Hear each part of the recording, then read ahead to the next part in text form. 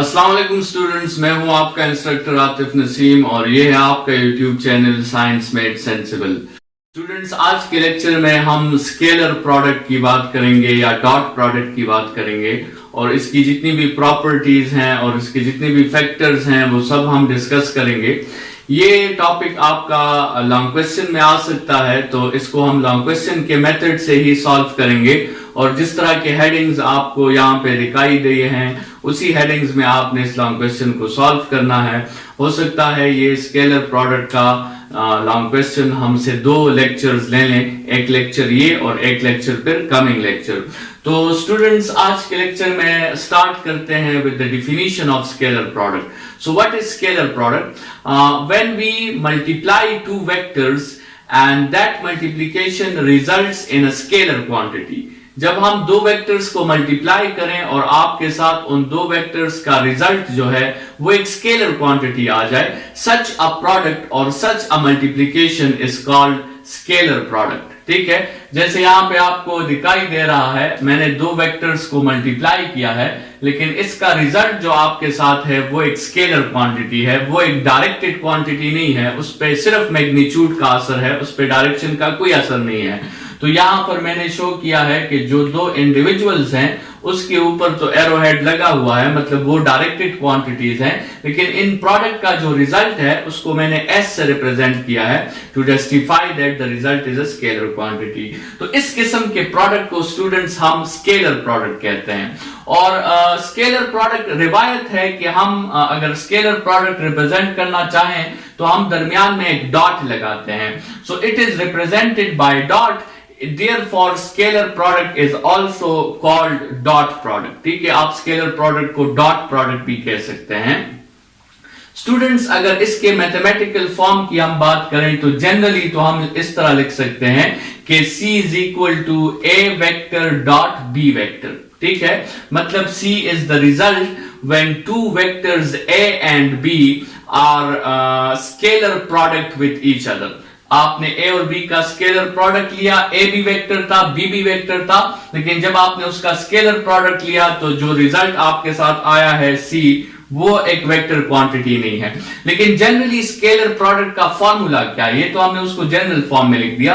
Scalar product का formula है a b cos of theta। When you want to find the scalar product of a and b, you will use this formula a b cos theta। Students, यहाँ पे cos theta क्या कर रहा है इस पे हम डिटेल में बात करेंगे कि why there is a cos theta in scalar product, और फिर अगला हमारा वेक्टर प्रोडक्ट है उसमें sin theta आता है। सो स्केलर प्रोडक्ट में cos थीटा क्यों आता है और वेक्टर प्रोडक्ट में sin थीटा क्यों आता है, इस पे हम डिटेल में डिस्कशन करेंगे। लेकिन ये जो आपको मैथमेटिकल फॉर्म गिवन है, इस मैथमेटिकल फॉर्म से आप किसी भी 2 वेक्टर्स का स्केलर प्रोडक्ट जो है वो फाइंड कर सकते हैं। स्टूडेंट्स, ये उसकी ग्राफिकल रिप्रेजेंटेशन है। लेट्स सपोज आपको A गिवन है, B गिवन है और थीटा भी गिवन है, तो आप इस फार्मूला को यूज करके स्केलर प्रोडक्ट फाइंड कर सकते हैं। स्टूडेंट्स, एक बात याद रखिए, हमने इस लेक्चर के सीरीज के वेक्टर्स एंड स्केलर्स के सीरीज के स्टार्ट में भी हमने कहा था कि जब भी आप 2 वेक्टर्स के दरमियान एंगल फाइंड करते हैं, ये थीटा जो है this is the angle between A and B। तो जब भी आप 2 वेक्टर्स के दरमियान एंगल फाइंड करेंगे, उन दोनों वेक्टर्स के टेल्स जो हैं वो आपस में ज्वाइंट होने चाहिए, तभी आप दोनों वेक्टर्स के दरमियान एंगल फाइंड कर सकते हैं। It is the method of physics when you want to find the angle between 2 vectors, there tails must be combined. Students, ये फार्मूला आपको क्या बताता है कि स्केलर प्रोडक्ट किस किस चीज पर डिपेंड करता है। अगर आप A और B का स्केलर प्रोडक्ट लेना चाहते हैं तो ये फार्मूला आपको बताता है कि scalar product first depends on the magnitude of A, then it depends on the magnitude of B and it also depends on the angle between A and B। तो फैक्टर्स जो आपके स्केलर प्रोडक्ट को change कर सकते हैं, उसे affect कर सकते हैं, वो 3 फैक्टर्स हैं। One is magnitude of A, the other one is magnitude of B and the last one is the angle which is made when the tails were combined between A and B। ठीक है, तो इन factors को जरा 1 bye 1 discuss करते हैं। सबसे पहले students याद रखें कि C और A का जो ताल्लुक है वो आपके साथ डायरेक्ट प्रोपोर्शनलिटी है। C is directly proportional to A if B and theta are kept constant। ये डायरेक्ट प्रोपोर्शनलिटी तभी एप्लीकेबल है जब आपके साथ बी और थीटा आपके साथ क्या होंगे, कांस्टेंट होंगे। और डायरेक्ट प्रोपोर्शनलिटी के ग्राफ का आपको पता है स्टूडेंट्स के डायरेक्ट प्रोपोर्शनलिटी का ग्राफ हमेशा ओरिजिन से पास होता है और ये एक स्ट्रेट लाइन होता है। और डायरेक्ट प्रोपोर्शनलिटी में आपको पता है कि equal changes in one variable produces equal changes in the other variable. मतलब अगर आपके साथ a डबल हो गया तो c भी डबल हो जाएगा, अगर a हाफ हो गया तो c भी हाफ हो जाएगा, अगर a में 10% चेंजेस आएंगी तो c में भी 10% चेंजेस आएंगी। ये आपके साथ ब्यूटी है डायरेक्ट प्रोपोर्शनलिटी की कि आप इससे प्रिडिक्शंस कर सकते हैं आसानी से। स्टूडेंट्स, दूसरा फैक्टर जिस पे स्केलर प्रोडक्ट का रिजल्ट डिपेंड करता है that is b and c is also directly proportional to b। और वही बातें जो c का जिस तरह ताल्लुक a के साथ है उसी तरह ताल्लुक c का b के साथ भी है, तो वो भी डायरेक्ट प्रोपोर्शनलिटी है, उसका ग्राफ भी ओरिजिन से पास होगा, वो भी स्ट्रेट लाइन होगा। और equal changes in b will produce equal changes in c also. ठीक है, मतलब अगर इस फार्मूला के लिहाज से आपको कोई कह दें कि a डबल हो गया तो c पे क्या असर पड़ेगा, c भी डबल हो जाएगा। b डबल हो गया तो c पे क्या असर पड़ेगा, c भी डबल हो जाएगा। लेकिन अगर a भी डबल हो गया और b भी डबल हो गया तो फिर c में 4 टाइम्स इंक्रीज आएगा। अगर a डबल हो गया और b हाफ हो गया तो c पे कोई चेंज नहीं आएगा, क्योंकि a के डबल होने से c डबल हो जाएगा, लेकिन b के हाफ होने से c वापस अपने लेवल पे आ जाएगा। ठीक है, तो इस तरह के प्रोपोर्शनलिटीज के थ्रू आप बहुत से एंट्री टेस्ट के एमसीक्यूज भी इस तरह सॉल्व कर सकते हैं। ये जो हमें अपनी जितनी बातें की ये असल में क्वेश्चंस हैं कि अगर a डबल हो गया तो c पे क्या असर पड़ेगा, a डबल हो गया और b जो है वो 4 टाइम्स इंक्रीज हो गया तो फिर c पे 8 टाइम्स असर पड़ेगा। 2 मल्टीप्लाई 4 से आपके साथ 8 आता है। तो इस तरह के एंट्री टेस्ट के क्वेश्चंस भी आप इससे सॉल्व कर सकते हैं। स्टूडेंट्स, b के साथ भी वही ताल्लुक है, लेकिन b के साथ जब आप ताल्लुक डिस्कस करेंगे तो आपके साथ a और थीटा क्या होना चाहिए, a और थीटा आपके साथ कांस्टेंट होना चाहिए। a और थीटा कांस्टेंट होगा तभी आप ये डायरेक्ट प्रोपोर्शनलिटी डिस्कस कर सकते हैं। स्टूडेंट्स, अहम सवाल ये है कि c का थीटा के साथ क्या ताल्लुक है। स्टूडेंट्स, अगर ये फॉर्मूला जो है डॉट प्रोडक्ट का जो फॉर्मूला है, अगर ये फॉर्मूला इस तरह लिखा जाता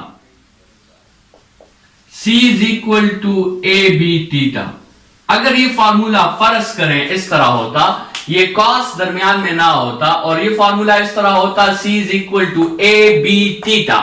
ठीक है, तो फिर तो बात बड़ी सिंपल थी कि c का a के साथ भी डायरेक्ट प्रोपोर्शनलिटी है, b के साथ भी डायरेक्ट प्रोपोर्शनलिटी है और थीटा के साथ भी डायरेक्ट प्रोपोर्शनलिटी है। फिर c और थीटा भी इस तरह का ग्राफ बनाते हैं जिस तरह c और b ग्राफ बना रहे हैं, लेकिन एक्चुअली फॉर्मूला इस तरह नहीं है।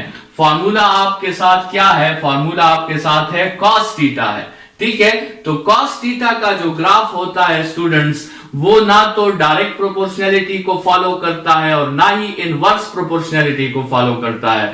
तो ये बात यहां पे आप याद रखें कि c का जो थीटा के साथ ताल्लुक है वो ना डायरेक्ट प्रोपोर्शनलिटी है और ना ही इनवर्स प्रोपोर्शनलिटी है, लेकिन ताल्लुक तो फिर भी है। इस फार्मूला के लिहाज से थीटा की वैल्यू चेंज होने से c की वैल्यू चेंज हो सकती है, वो ताल्लुक तो मौजूद है। तो वो ताल्लुक किसका ताल्लुक है, वो असल में वो ताल्लुक एक ट्रिग्नोमेट्रिक रेशियो से एक्सप्लेन हुआ है।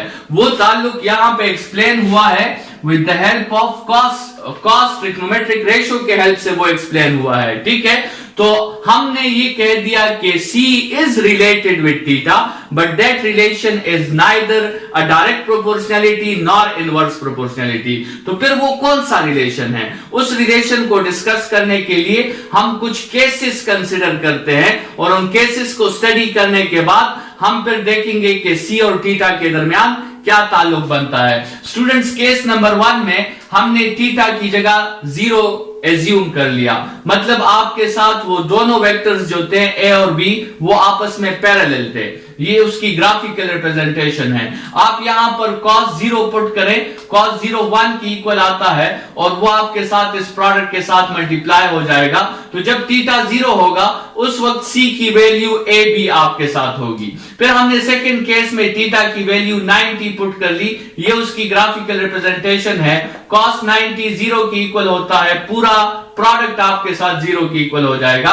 फिर हमने थर्ड केस में थीटा की वैल्यू 180 कंसिडर कर ली, ये उसकी ग्राफिकल रिप्रेजेंटेशन है। cos ऑफ 180 माइनस 1 के इक्वल होता है और आपके साथ प्रोडक्ट माइनस ए बी के इक्वल हो जाएगा। फिर हमने थीटा की जगह 270 पुट कर लिया, ये उसकी ग्राफिकल रिप्रेजेंटेशन है और cos ऑफ 270 भी आपके साथ 0 के इक्वल है, पूरा प्रोडक्ट 0 हो जाएगा। और लास्ट केस नंबर 5 में हमने थीटा की जगह 360 पुट कर दिया और 360 और 0 एंगल में cos के लिए कोई भी फर्क नहीं है, क्योंकि cos का जो पीरियड है वो 360 डिग्रीज या 2 पाई रेडियंस है। तो जो आंसर 0 पे मिल रहा है 360 पर भी आपको वही आंसर मिलेगा। स्टूडेंट्स, इन केसेस को जरा देखें, आप थीटा को हम इंक्रीज ही कर रहे हैं, थीटा 0 से 90, 180, 270, 360, लेकिन जो रिजल्ट है वो हमेशा इंक्रीज नहीं हो रहा, बल्कि कभी इंक्रीज हो रहा है और कभी डिक्रीज हो रहा है। तो इसको तो स्टूडेंट्स हम प्रोपोर्शनैलिटी नहीं कह सकते। अगर डायरेक्ट प्रोपोर्शनैलिटी होती तो सी का रिजल्ट हमेशा इंक्रीज होना चाहिए था, अगर इनवर्स प्रोपोर्शनैलिटी होती तो सी का रिजल्ट डिक्रीज होना चाहिए था। लेकिन यहां आप देखें, मतलब यहां से ए बी से 0 तो ये डिक्रीज हो रहा है, 0 से माइनस ए बी तो चले ये भी डिक्रीज हो रहा है, लेकिन माइनस ए बी से दोबारा 0 अभी तो ये इंक्रीज हो रहा है और 0 से ए बी ये और भी इंक्रीज हो रहा है। तो थीटा के इंक्रीज होने से सी जो है वो एक लेवल तक डिक्रीज हो रहा है, फिर उसके बाद इंक्रीज हो रहा है। ये प्रोपोर्शनैलिटी नहीं है स्टूडेंट्स, ये ना डायरेक्ट प्रोपोर्शनैलिटी है और ना इनवर्स प्रोपोर्शनैलिटी है, ये सिर्फ एक रिलेशन है। और कौन सा रिलेशन है? ये वो रिलेशन है जो एक ट्रिग्नोमेट्रिक रेशो cos के जरिए हम एक्सप्लेन कर सकते हैं। ठीक है, तो स्टूडेंट्स ये जो आपके साथ चेंजेस आ रही हैं, इसको अगर हम एक टेबल में बंद कर दें, जब हम थीटा को 0 से 90 तक इंक्रीज करते हैं तो जो स्केलर प्रोडक्ट का रिजल्ट है वो ए बी से 0 की तरफ जाता है। जब हम थीटा को 90 से 180 की तरफ इंक्रीज करते हैं तो स्केलर प्रोडक्ट का रिजल्ट 0 से माइनस ए बी की तरफ जाता है।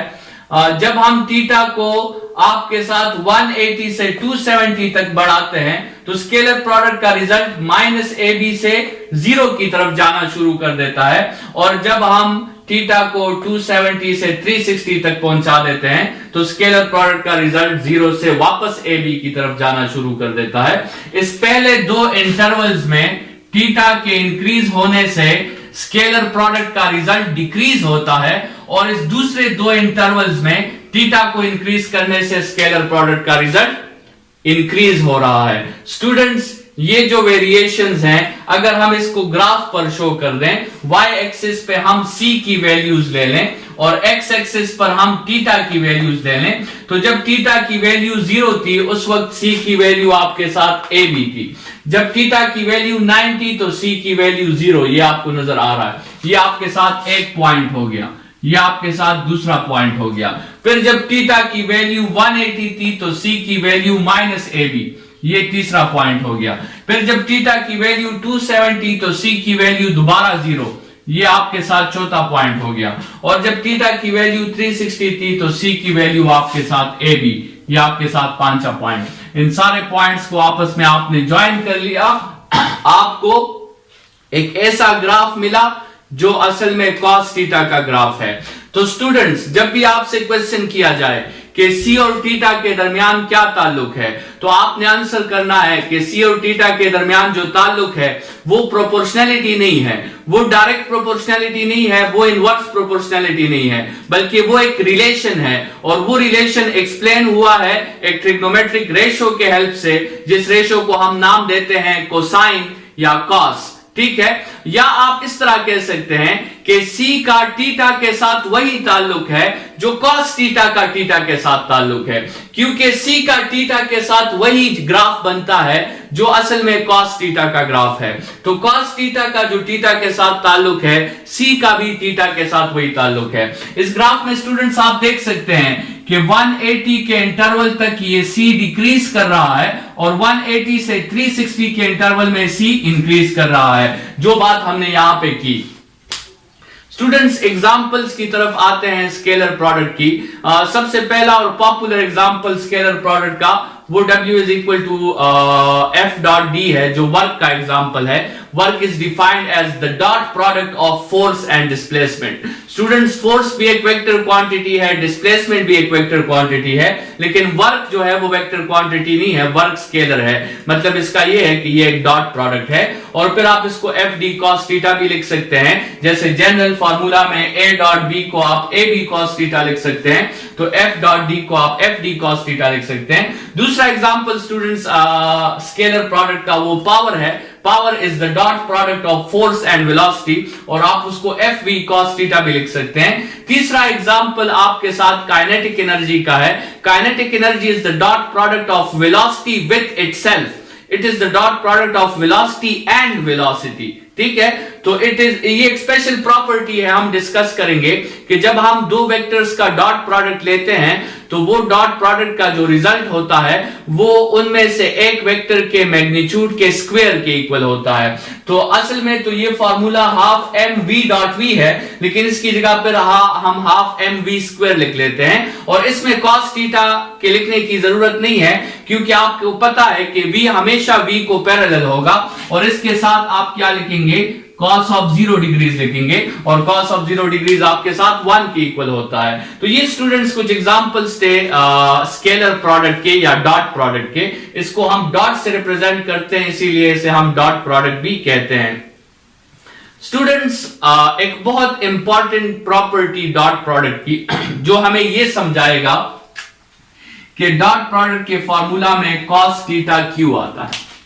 आपके साथ वेक्टर प्रोडक्ट के फॉर्मूला में sin थीटा और स्केलर प्रोडक्ट के फॉर्मूला में cos थीटा क्यों आता है, उसकी तरफ हम बढ़ रहे हैं कि what is the reason of cos theta in the formula of scalar product. तो ये स्केलर प्रोडक्ट की एक बहुत इंपॉर्टेंट प्रॉपर्टी है कि स्केलर प्रोडक्ट क्या है। स्केलर प्रोडक्ट असल में दो ऐसे वेक्टर्स की मल्टीप्लिकेशन है, वो दो वेक्टर्स आपस में पैरेलल होने चाहिए। डॉट प्रोडक्ट और scalar product is a property of multiplying parallel vectors. ठीक है, डॉट प्रोडक्ट या स्केलर प्रोडक्ट में आपके साथ कौन सी मल्टीप्लिकेशन होती है, ये पैरेलल वेक्टर्स की मल्टीप्लिकेशन होती है। स्टूडेंट्स, आपको वर्क की डिफिनीशन याद है, work is defined, work is done when force is applied and the body is displaced in the direction of the force। मतलब आपके साथ F और D क्या होने चाहिए, पैरेलल होने चाहिए। ठीक है, और यहां पे ये डॉट प्रोडक्ट भी है, यहां से आपको क्लियर हो जाना चाहिए कि आपके साथ डॉट प्रोडक्ट क्या है, ये पैरेलल वेक्टर्स की मल्टीप्लिकेशन है। ठीक है, लेकिन अगर आपके साथ स्टूडेंट्स वेक्टर्स पैरेलल ना हो तो फिर हम क्या करेंगे। ठीक है, dot product is a property of multiplying parallel vectors, but what if vectors are not parallel. यहां पे तो ये वेक्टर्स हमने पैरेलल नहीं लिए, तो जब पैरेलल हम वेक्टर्स नहीं होते तो फिर हम क्या करते हैं स्टूडेंट्स, फिर जो काम हम करते हैं उसमें असल में cos थीटा आ जाता है। ठीक है, और वो प्रोसेस, वो टेक्निक नेक्स्ट लेक्चर में हम डिस्कस करेंगे कि how to find the dot product of two vectors when those two vectors are not parallel. We will define two ways in which we will see that we can find the dot product of such vectors which are not parallel. Although it is a property of multiplying parallel vectors, but when vectors are not parallel, we can also find its dot product by two different methods, and we will see that in those two different methods cos theta will appear in both two methods। ठीक है, तो उस case में हम आपके साथ फिर वो नेक्स्ट लेक्चर में डिस्कस करेंगे।